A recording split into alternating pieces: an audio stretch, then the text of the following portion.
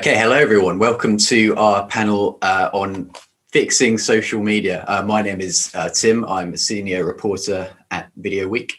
And for this panel, we're essentially, it's been motivated quite heavily, obviously, by the Facebook boycott that we've seen over the summer. And I think what was quite interesting about the Facebook boycott compared to other instances where brands have withdrawn spend from social platforms is that this wasn't like with the YouTube brand safety crisis, where it was essentially, something that YouTube didn't want to happen. It was sort of messing up in their content checking systems. And it was a mistake that YouTube would have kind of accepted was wrong. The Facebook boycott was more about a policy that Facebook chose to have. And so the fact that brands boycotted the platform because of that shows that there's an increasing awareness that brands have the ability to affect social platforms policies and that they maybe even have a responsibility to do that. So to discuss that today, we've got Harriet from Conscious Advertising Network and Amy from Good Loop, and we're just going to crack straight on into it. So I guess the first question would just be, obviously, social media platforms are all different, and we saw quite different responses to what was going on over the summer, around, for example, President Trump's comments. Twitter was quicker to hide those, Facebook let them stand. So, they're not all the same. But are there any specific areas where we can pick out maybe social platforms tend to struggle more when it comes to sort of ethics and responsibility? Well, I think, I think that's a really good question. I think that the social platforms have got an incredibly tough job to kind of look at not only look at what's on there and kind of crack through it, but also to kind of make decisions. I know the human rights community, for example, find defining hate speech extremely hard. The UN has got guidelines around how you identify hate speech and what it constitutes.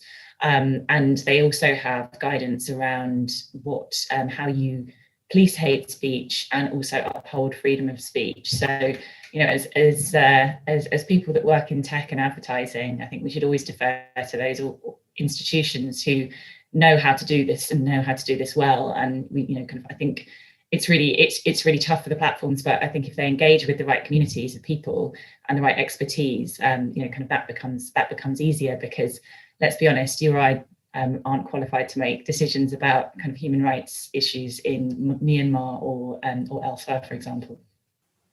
Yeah. Amy, are there any points that you think the places where the social platforms tend to struggle?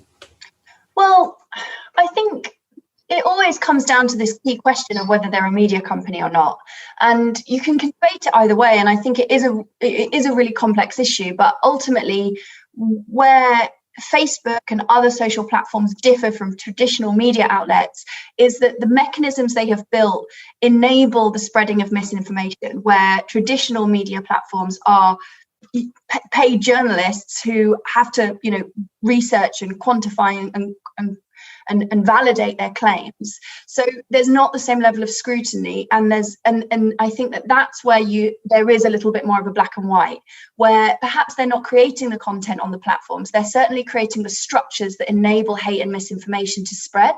And so I think that's a really key area that obviously caught the attention of thousands of brands over the summer with the boycott, is this idea of policing misinformation, of protecting their users, and just adopting more civic responsibility for the billions of people that trust those platforms. Yeah, obviously this is like where a lot of the thorniness comes up, I guess, is that people of certain political leanings are suggesting that they're actually going too far in censoring anything or hiding any information. So it's definitely been sort of brought up as a difficult line to tread. So, as I say, it's been quite apparent over the summer that a lot of brands are seeing this as their responsibility. But, both of you talked to brands about, I guess, the ethics of where they're choosing to spend their media pounds. So if you're sort of talking to a brand about the ethics behind their media spend, and they say to you, why should I care? I'm just buying ads. It's not my responsibility what Facebook's policies on hate speech are. What would you say to them? Why should brands sort of see this as their responsibility? So I would say there's three key areas that should drive this decision. The first, and perhaps like the most important one, is there's a business imperative. When you're talking to these big brands, that you have to help them make decisions which make business sense, because that's how you can get those decisions scaled across the business. And from a pure business perspective, there's so many studies that show when brands are entrusted in safe environments, that advertising is more effective. The IAS did a huge study on this, their ad adjacency study, and they were looking at how consumers find and consume content around COVID and this incredibly scary, uncertain time. The amount of trust that people put in named news sites is really impacting brands. The IAS study found that 41% more engagement on trusted news sites when it was on premium platforms. So there's just a pure business case of clean up these platforms, you'll create a more trusted environment and your ads will perform better. There's also a responsibility case, the idea of ad dollars being the fuel in this engine and our demand shaping the market, and so really taking that seriously. And then the third area would be, in my opinion, pride. Like, we all want to work in an industry we're proud of. We all want to work in an industry that's good for society. Joy Howard, she's the CMO of Dashlane, one of the first brands to announce that they were boycotting Facebook. And she had this fantastic quote as to when she was asked why Dashlane were going to boycott. And she said, I've been buying advertising for millions of years, but until recently, I've been proud of the result and I'm not proud anymore. And that, to me, just summed it up perfectly. So yeah, I'd say it's about business imperative, it's about business responsibility, and it's about personal pride. I completely agree with everything Amy's just said, and I think we live in an age where consumers and kind of the wider public are more kind of, I think, more skeptical of the claims that brands make and demand more consistency in between what they say and what they actually do. So, for example, we at the Conscious Advertising Network, we talk about this idea that advertising funds the internet, and with that great power comes great responsibility. So actually, if like Amy said, if we have a healthier internet, if in general, then our advertising is going to be more trusted and more effective. And I also think when brands have espoused brand values, if they're or charities, because charities advertise as well, if their media spend is working against their charitable intentions, then we've got a real problem there. So I think in order to live up to those values that brands espouse, they have to consider their media spend. And what was it? $330 billion was spent on digital advertising last year. If we know that even a tiny proportion of that is funding hate speech, is funding misinformation, then we've got a real problem. And I think it is a collective responsibility to sort that out. And I would say that this problem is bigger than just one platform. If we look at the Global Disinformation Index, kind of looks at kind of misinformation across both platforms and the open web, and we find again and again that both hate and disinformation have a business model through advertising. So if I have some extremist ideology, I can set up a website, kind of monetize that website through advertising and make a living off of it. And so, with as I said, we've got to wake up to that, and we've got to make sure that we implement advertising strategies that are cutting the funding model for this kind of information. Yeah, I think it's interesting the point you both raised about sort of consistency in terms of. I think there's a good argument for brands that care about this stuff to get off the fence if that's where they're sat, because we saw, for example, in brand response to the Black Lives Matter movement earlier this year, some brands where it's the first time they've ever done anything, there's an element of great that you're doing something, but we wish you'd been doing this earlier. And it's the same with this, I guess, where if you really believe in these things, then now is probably the time to take action to have that consistency. But I mean, one thing around social is that, as we've already acknowledged, it is quite quite tricky to navigate, because you've got to make calls on big questions like what constitutes hate speech, what is sort of overstepping the line in terms of censorship. So Harriet, you've already mentioned quite a few resources and places that brands could turn to, but like on a general level, like if a brand comes to you and says like, we don't even know where to begin to make these sorts of judgments, where would you point them to help them sort of navigate making these decisions? Yes, gosh. So, I mean, obviously, this is a hugely, I think, complex and thorny issue. One person, I mean, I think, and it's really important that kind of we protect things like free speech here. And what basically kind of what we try to do. This is the knotty problem that we set ourselves when we decided that we needed to have a hate speech and kind of misinformation section within the conscious advertising network. And what we did was engage civil society organizations that were experts in human rights and who understood these kind of issues. And then we essentially created a working group with advertisers as well, and they created our kind of hate speech manifesto. So that hate speech manifesto points people to documentation published by the UN.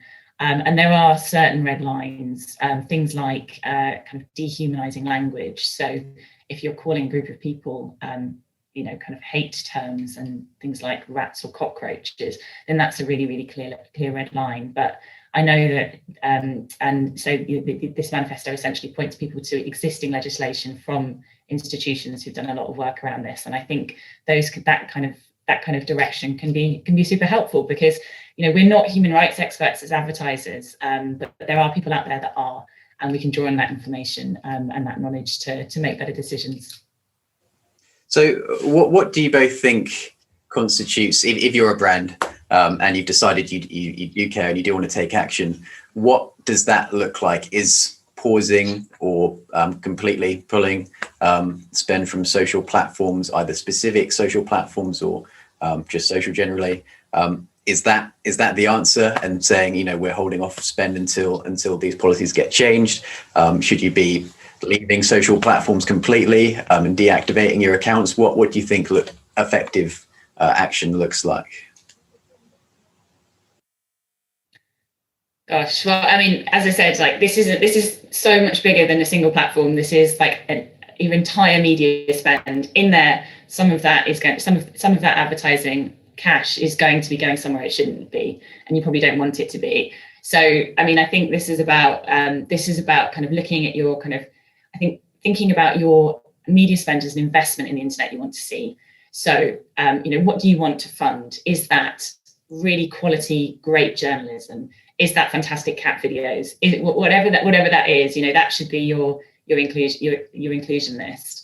And then there's the long tail of the internet as well, which, as I said, some of that is kind of based around creating a business model for hate and misinformation. We need to get rid of that and defund those kind of dodgy sites. And I think stop thinking about hitting the numbers when you do that. And then I think there are also great ways of kind of experimenting with your media spend and working out what's effective. So obviously Good Loop is a fantastic example of this. There's networks like Brand Advance, which look at funding kind of diverse media and making sure that media spend is getting to places which might be defunded through kind of traditional block listing techniques. I think 73% of LGBTQ plus media is rendered unmonetizable through block listing. And really just thinking about actually how can we get to our audience and speak to our audience in places that we might have not considered before. And I think if you do all of those things, if you audit your media spend and think bigger about what you want to fund as well as what you want to defund, then I think a more holistic solution is there. Yeah, and Tim, you asked what actions should a brand take? And I was thinking about this before the call. I was looking at a few examples of brands that have taken action. And obviously there are the 1,000 brands that joined the boycott, and that was a very powerful action. It was powerful symbolically. It got us challenging this sort of basic assumption that Facebook is the go-to platform to connect with consumers. It got us thinking more creatively, gave us a whole month where we could use our money in different ways and see that it's an important but only one piece of a much bigger media much bigger media landscape. And I think the first point I would make is that action is the thing we should be focused on. That Hotjar, who are they're a behavioral analytics company, they're a tech company. They were used by the Trump campaign to basically, they were using their platform to encourage people to vote for Trump, and they have recently blocked President Trump and the Republican Party from promoting the re-election campaign.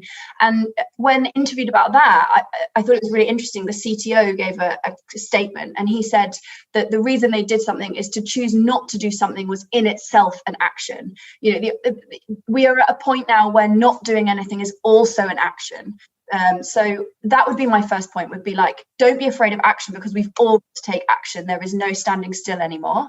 And I totally agree with what Harriet's saying. I think there's two layers to this. I think step one is stop funding hate. Stop putting your ads and your ad money into things that are negative. And so a big part of that is things like making sure that your block lists are, really carefully really carefully managing climate change denial or Holocaust denial. Those are some really important things to never ever fund without ad money. And also the Conscious Advertising Network have a really helpful manifesto selection that just basically gets you the real hygiene factors of how the advertising industry can do better across everything from child protection through to consent. Like, it's a super helpful starting point for not funding negativity.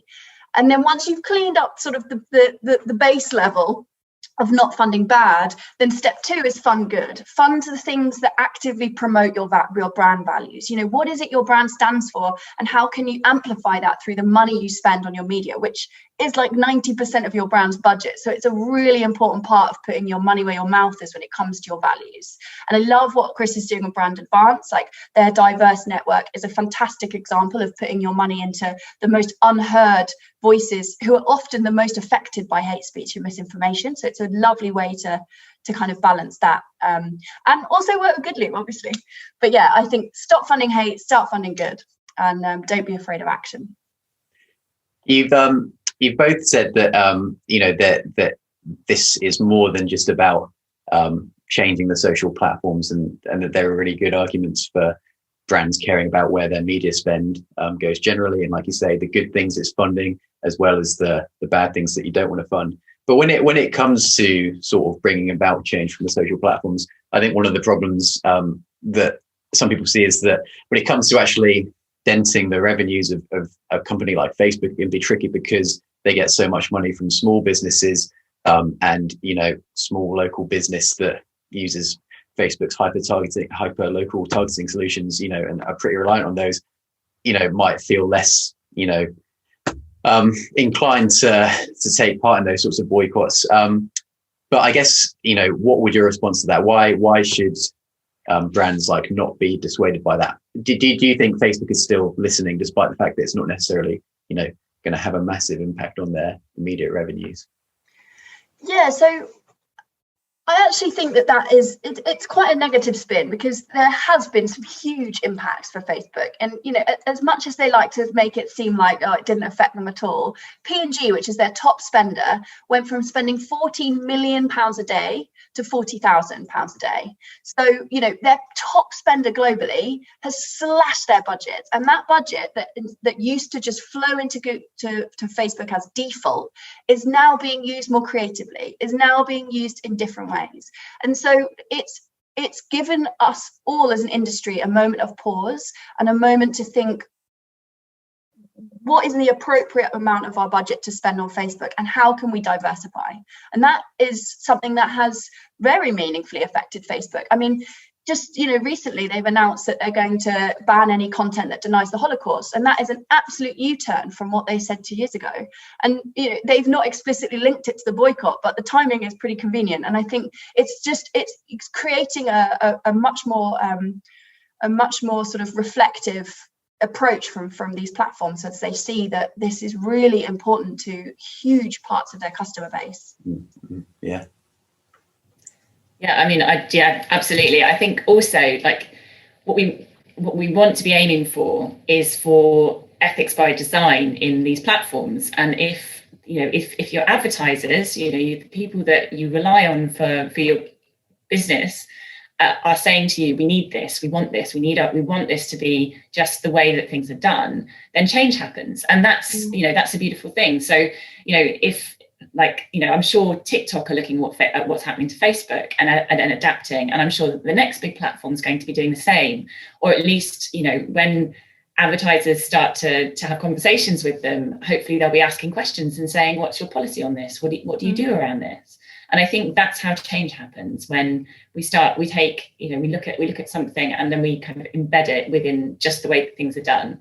And so I think every time there's collective action, every time a brand stands up and says, we want something different and this is why, I think it continues the conversation. And yes, fine, if you're a tiny mum and pop business in a small town and your spend on Facebook is tiny, you might feel kind of hamstrung by the system, but I think that system is changing, and I think that's a really, really powerful thing. And I really look forward to this just being sorted, because I think it will change. It will. We're living through turbulent times, and I think this is playing a big role in it, and I look forward to that changing. I guess the last question would just be, we'll have quite a few agencies in the audience for this, and obviously an agency is in a slightly different position in that they've got to essentially, while they might be convinced themselves, pitch this sort of action to their clients, and clients might say, well, you're going to take us off Facebook? No, thank you. But I know Conscious Advertising Network has just recently signed up Havas Media Group, so clearly they're on board. How do you talk, both of you, with agencies when they're on board with these sort of ethical approaches to media spend, but they want to know how to sort of advise their clients? How can they do that effectively? Oh my goodness. Well, I think, brand safety is such a hot topic right now. I think, it's good advice to your clients to be advising to thinking like this, because their advertising is going to be more effective because you're going to be cutting out some of the long tail that kind of, I think, sometimes gets stirred into to hit the numbers. And also you're investing in the long term in a safer media environment. So, I mean, I think obviously the conversations with clients are tough, but I really think good advice right now is to consider these issues, because they're not going anywhere. They're not going away. Kind of building brands in the long term means being cognizant of this stuff. And we've already seen, 20 years ago, brand values would look very different to today, and the way that brands communicate would look very different to today. And I think that, as I said, this idea that brands have a responsibility beyond simply profit is a big, it is how brands are going to be built in the future. And I think, yeah, sure, these conversations might be tough. And obviously, when you're used to hitting particular numbers or using particular metrics to think about success, like, they can be big, scary conversations. But ultimately, in the long run, this is going to pay off, and it's also, and it's going to manage risk, and your clients' advertising isn't going to be in places that they don't that it shouldn't be, or that they would kind of balk at the idea of it being. So I think these might be tough conversations, but they're so worth having, and hopefully we'll get there. I would add to that I think many agencies are already huge advocates of this. We work very closely with agencies, and I've been so excited by the amount of new conversations we've had over the summer, where agencies have said, okay, we want to do an all-day workshop on what sustainable media looks like, or our next big event, the theme is sustainable media investment, or we want to be carbon neutral we want our media plans to be carbon neutral. Like, all of these little questions and ideas are coming out of the woodwork, and the role of an agency is to challenge the client and to be a trusted advisor. And so I think the agencies are really leaning into that, and they are being a very powerful force in changing this.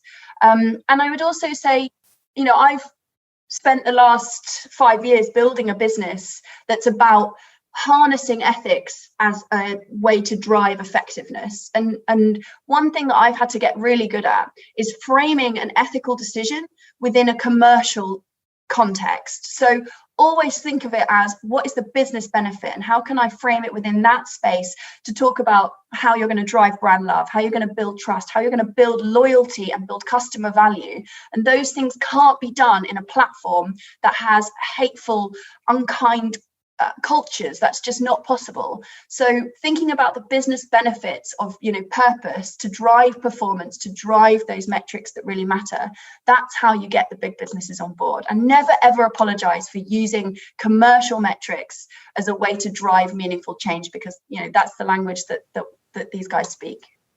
Yeah, and I think you're right. We have seen a few kind of big examples of the big media agencies launching new initiatives this summer where they're, looking to make meaningful change and like push through meaningful change for the social platforms and for other media platforms. And you've got to think agencies that size are pretty well positioned to have a big impact. That is, I'm afraid, all we've got time for. But I think it's been a really interesting chat, and hopefully those of you in the audience, if you found all this a bit hard to navigate, will have a bit more clarity after this. Thank you very much, Amy and Harriet. Cheers. Thank you.